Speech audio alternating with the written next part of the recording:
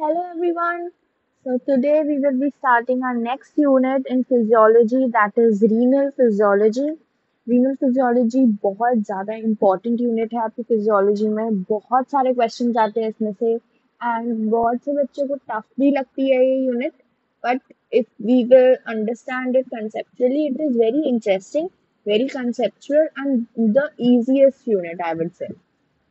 Okay तो renal physiology अच्छे से पढ़ेंगे हम सारे टॉपिक्स कवर करेंगे डिटेल में कवर करेंगे ओके हमने अब तक सेल फिजियोलॉजी कर ली है डाइजेस्टिव सिस्टम फिजियोलॉजी कर ली है so I thought the next conceptual and interesting thing would be renal physiology काफी बड़ी यूनिट है काफी कंसेप्चुअल है बट बहुत बहुत ज्यादा इंपॉर्टेंट है okay so let's start with the first topic of renal physiology that is the overview जैसे कि डाइजेस्टिव सिस्टम में we got the overview of the digestive system वैसे ही हम इसमें रीनल फिजियोलॉजी में रीनल का क्या मतलब होता है रीनल में क्या आता है kidney so we will be getting the overview of kidney okay so let's start सबसे पहले हमें पता होना चाहिए एक्सक्रीशन किसे बोलते हैं ओके हमें इतना तो पता है किडनी का काम एक्सक्रीशन होता है ये तो हमें पता होना चाहिए अब तक ठीक है तो एक्सक्रीशन किसे बोलते हैं एक्सक्रीशन होता है process by which unwanted substances and metabolic waste are removed from the body ऐसे प्रोसेसेस जिससे जो अनवांटेड सब्सटेंसेस हैं जो हमारी बॉडी में नहीं चाहिए और वो वेस्ट जो मेटाबॉलिज्म के बाद बने हैं वो सब हमारी बॉडी से एलिमिनेट हो ओके रिमूव किए जाए अब कौन कौन से सिस्टम्स इन्वॉल्व होते हैं एक्सक्रीशन में पहले तो रीनल सिस्टम जो है वाटर और वेस्ट प्रोडक्ट्स को यूरिन के थ्रू एलिमिनेट करता है फिर डाइजेस्टिव सिस्टम जो कि फूड रेजिड्यूज को एलिमिनेट करता है फीसेस के थ्रू लंग्स कार्बन डाइऑक्साइड और वाटर वेपर एक्सक्रीट करते हैं जब हम एक्सहेल करते हैं स्किन जो होती है वो वाटर सॉल्ट्स और कुछ वेस्ट को एक्सक्रीट करती है स्वेट के थ्रू और लिवर जो होता है वो bile pigments heavy metals drugs toxins और बैक्टीरिया को बाइल के थ्रू एक्सक्रीट करता है okay now talking about the renal system specially हमें एक्सक्रीशन में रीनल सिस्टम का मेन रोल होता है एक्चुअली एक्सक्रीशन में हमारी बॉडी में तो हमें जो है रीनल सिस्टम के बारे में पढ़ना है इस यूनिट में रीनल सिस्टम में क्या क्या आता है अ पेयर ऑफ किडनीज दो किडनी आएंगी अ पेयर ऑफ यूरेटर दो यूरेटर एक यूरिनरी ब्लैडर और एक यूरेथ्रा जैसे कि आपने बाहर जो वीडियो का थंबनेल है उसमें देखा होगा ठीक है तो दो किडनी है दो यूरेटर है एक यूरिनरी ब्लैडर है एंड एक यूरेथ्रा है I will just draw it here for you थोड़ा सा रफ ये आपके पास दो किडनी है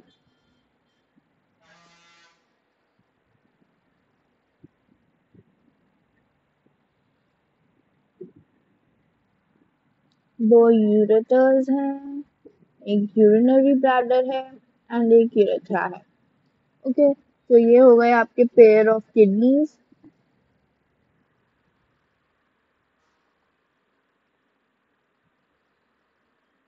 ये हो गए आपके पेयर ऑफ यूरेटर्स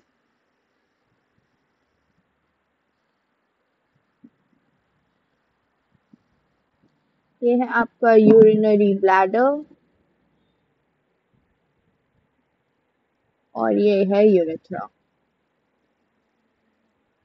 ठीक है अगर आप इतना सिंपल डायग्राम देखा अभी आपके सामने मैंने बना दिया and it is normal okay it is a very basic diagram तो अगर आप ये भी बना दोगे तो टीचर विल गेट इम्प्रेस्ड आपने ये पेंसिल से अच्छे से बना के कलर कर दिया तो टीचर को अच्छा लगेगा जो आपको चेक कर रहा होगा exam okay so draw diagram simple simple diagrams just to show the systematic diagrams okay तो ज्यादा डिटेल में बनाने की जरूरत नहीं है just systematic diagrams are more than enough to fetch marks okay now coming to the functional anatomy of kidneys तो जो किडनीज होती हैं वो कंपाउंड ट्यूबुलर ग्लैंड होती हैं which are covered by connective tissue capsule तो अब इसमें याद रखने वाली बात क्या है याद रखने वाली बात है कि वो ग्लैंड होती है ठीक है यू हैव टू रिमेम्बर कि जो किडनीज होती हैं दे आर ग्लैंड्स हम भूल जाते हैं बच्चे की ग्लैंड नहीं होती है but kidneys are glands okay तो किडनी जो है वो कंपाउंड ट्यूबुलर ग्लैंड्स होती हैं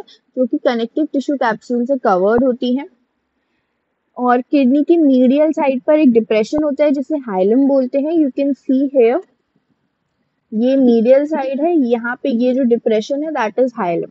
ओके, वरना आप इसमें जो मैंने बनाया है यहाँ पे भी ये जो डिप्रेशन दिख रहा है दैट इज मीडियल साइड पे, दैट इज हाइलम। और इस हाइलम से renal artery, renal veins, nerves और यूरेटर पास करते हैं। अब डिफरेंट लेयर्स होती हैं किडनी की 3 लेयर्स होती हैं। क्या क्या होती है? पहली है आउटर कॉर्टेक्स। आउटर कॉर्टेक्स जो होता है वो डार्क और ग्रैनुलर होता है और उसमें रीनल कॉर्पस्कल्स और कॉन्वुलेटेड ट्यूब्यूल्स प्रेजेंट होते हैं और कॉलम्स ऑफ बर्टीनी प्रेजेंट होते हैं या रीनल कॉलम्स। तो इस डायग्राम में देख लो, दिस इज योर कॉर्टेक्स। ये जो बाहर वाला पार्ट है ना, this is your cortex. Okay, इसके अंदर ही प्रेजेंट होते हैं आपके कॉलम्स ऑफ बर्टीनी।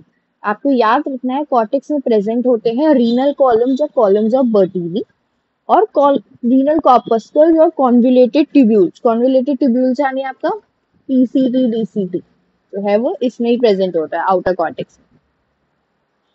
फिर इनर मेड्यूला के अंदर जो है आपके ट्यूबुलर और वैस्कुलर स्ट्रक्चर्स प्रेजेंट होते हैं, वो पैरेलल लाइंस में अरेंज्ड होते हैं। और इनर मेड्यूला 8 to 18 मेडुलरी या मालपीजियन पिरामिड्स में डिवाइडेड होता है। क्या होते हैं ये? देखो ये आप ऐसे डिमार्केट कर लोगे अगर, तो this is your cortex, this is medulla. ठीक है, आपके मेडुला में जो है ये पिरामिडल स्ट्रक्चर्स प्रेजेंट है which are called medullary pyramids और मालपीजियन पिरामिड्स। ओके, तो आपके ये pyramidal structures 8 to 18 in number होते हैं in a kidney. Okay, next is your renal sinus. Renal sinus जो होता है वो upper expanded part of ureter को जो है हम इसके अंदर जो है रीनल साइनस में एक्चुअली आपका रीनल पेल्विस आता है। ठीक है, और पेल्विस के सब डिविजन आते हैं यानी मेजर और माइनर कैलाइसिस आते हैं। तो आपके इसके अंदर आते हैं आपके pelvis, renal pelvis, major calyces and minor calyces. Okay, तो एक बार मैं आपको साइड में लिख देती हूँ, इफ यू वांट आप जो है वो लिख लोगे अगर अपनी कॉपी में राइट समवेयर, तो आपके लिए इजी हो जाएगा। सबसे पहले हम बात करते हैं आउटर कॉर्टेक्स। आउटर कॉर्टेक्स में बेसिकली आपको याद रखने का क्या है, वैसे तो बहुत कुछ होता है आउटर कॉर्टेक्स में, बट आपको याद रखने के लिए क्या है, कॉलम्स ऑफ बर्टीनी। ओके, ये पता होना चाहिए, कॉलम्स ऑफ बर्टीनी होते हैं आउटर कॉर्टेक्स में। फिर आते हैं हम इनर मेड्यूला में। ठीक है, इनर मेड्यूला में आपके मालपीजियन पिरामिड्स प्रेजेंट होते हैं। मालपीजियन या मेड्युलरी कुछ भी बोल सकते हो, पर पिरामिड्स प्रेजेंट होते हैं। शेप आपने देख लिया, ठीक है ना, और कुछ इस तरह की शेप होती है उनकी, तो ऐसे करके अरेंज्ड होते हैं पूरी किडनी में। तो किडनी ऐसे है। Okay, it's a very bad diagram but इस तरह से प्रेजेंट होता है। नेक्स्ट इज योर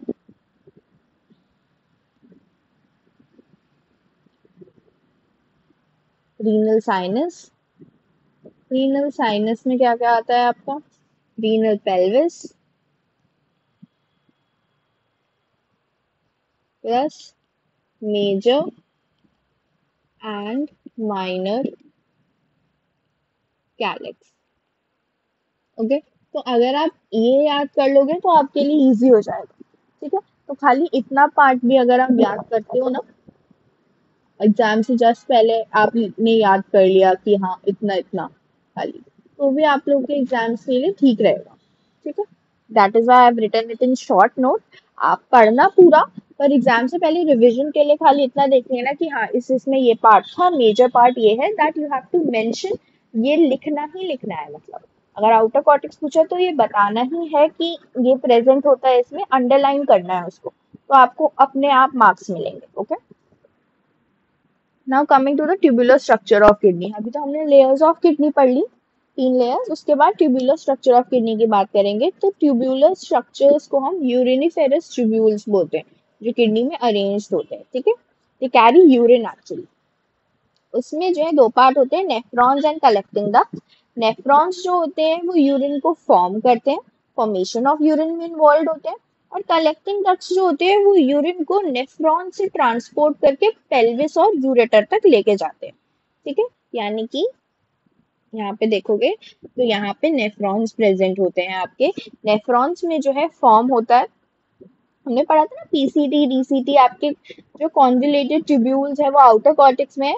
सो वहां पे जो है आपका वो नेफ्रॉन का पार्ट है, वहां पे यूरिन फॉर्म होता है और वहां से कलेक्टिंग डक्ट्स उसे लेके जाते हैं इनटू द यूरेटर्स, ताकि वो यूरिनरी ब्लैडर में चले जाए। Now coming to the functions of kidney. Kidney का मेन रोल होता है होम्योस्टासिस मेंटेन करने में। ओके, तो primary function of kidneys is homeostasis. Homeostasis हमने फर्स्ट यूनिट सेल फिजियोलॉजी में पढ़ा था। If you have not watched the lectures of that unit, please complete that because that is the basic of your physiology and basic of your biology actually. और आप MBBS कर रहे हो, so you should completely know the cell physiology detail में अच्छे से।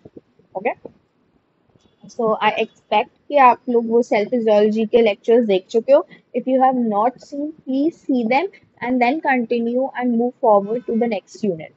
Okay, so हमने homeostasis उसमें पढ़ा था अच्छे से, अलग से एक वीडियो लेक्चर बना रखा है मैंने होम्योस्टैसिस का। अगर आपको वही कंसेप्ट याद नहीं है होम्योस्टैसिस का, so you can watch that video lecture also. उसके होम्योस्टैसिस के अंदर I told you that it is the normal balance of our body. Okay, it is the normal basic balance of our body, और kidneys का function होता है उसको maintain करना। और ये होम्योस्टैसिस मेंटेन कैसे करती है किडनीज? यूरिन फॉर्मेशन से। ओके, तो इसमें आती है हमारे पास तीन चीजें। कैसे यूरिन फॉर्मेशन में वो क्या होते हैं? एक तो excretion of waste products, maintenance of water balance, maintenance of electrolyte balance and maintenance of acid base balance. तो सबसे पहले बात करते हैं एक्सक्रीशन ऑफ वेस्ट प्रोडक्ट्स की। तो किडनीज जो होती है, जो अनवांटेड वेस्ट प्रोडक्ट्स होते हैं जो कि मेटाबॉलिक एक्टिविटीज के दौरान बन गए हैं, जैसे urea, uric acid, creatinine, bilirubin, इन सबको जो है एक्सक्रीट करती है थ्रू यूरिन।